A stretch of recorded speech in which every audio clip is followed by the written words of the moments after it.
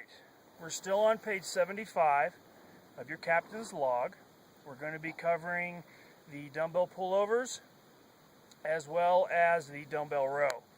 Okay, you can do either when you're choosing your exercises on this first circuit. Okay, now we're going to start with a pullover. Very good for your core, very good for your lats. Also, you're going to feel the triceps a little bit as well. Okay, doing it on a ball gives you an extra stretch and benefit in your core. So I'm going to have my dumbbell.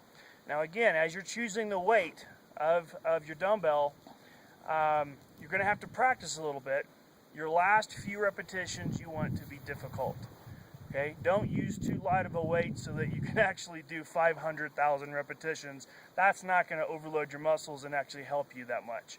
Okay, so I've got a 20-pounder here, which is a little bit light for me, but great for demonstrating. Here we go. I'm going to roll down. Again, as you roll down, make sure your hips stay up, so you're pushing down on the ball. If I go too much this way, the ball's going to shoot out behind me. We don't want that, okay? So I'm going to bring my hips up, and on this one, my head's going to be back, just like this. I'm actually going to roll a little bit further on this one, just so you'll see me round on the ball slightly. Most important thing is to keep your elbows in. Don't let them rotate out. Got to keep them in. That's going to hurt your shoulders if you rotate those elbows out. So I'm going to reach. Arms stay straight but not locked. Right to here. There's a lot of variations of this. You're going to stretch and up. You can come here. Push here. Okay. Now you're going to breathe in as you go back. Big breath in. Air that chest up. Blow it out as you come up. You're going to feel that tightness in your stomach. Keep it nice and tight. Big breath in. Blow it out.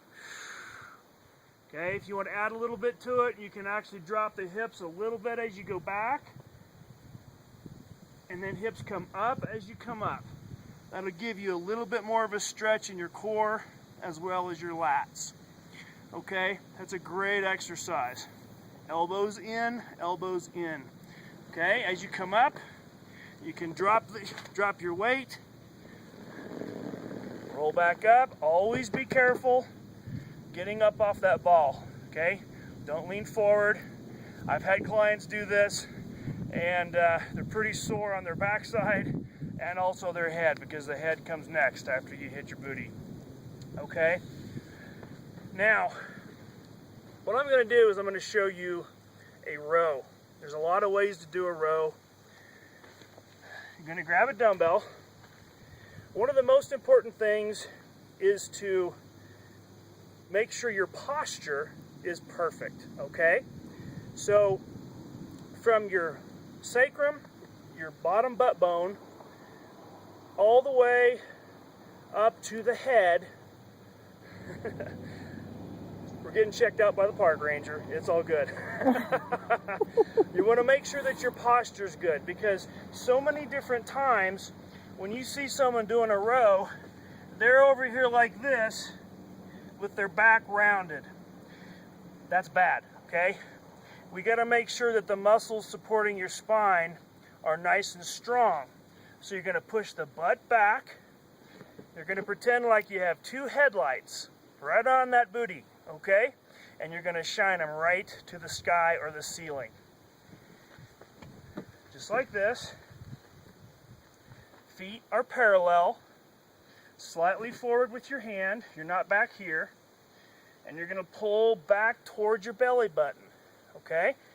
Don't do this. If you go straight up, it's going to take your posture out of alignment, and it's not going to work your muscles the way you want. So you're going to pull this way, squeeze the shoulder blade back. See that? See, I can do this without actually moving my girdle. Okay, guys, we have a girdle. Yes, we do. Okay? So here, squeeze. Think about squeezing your elbow into your spine as you pull back. It's not out here, it's in, okay? Also be careful of what your neck is doing. You don't want your neck up here doing this. That takes your spine out of alignment again, all right? Now, leaning into the ball like that is a great way of engaging your core, your stabilizers. Your whole body has to be active.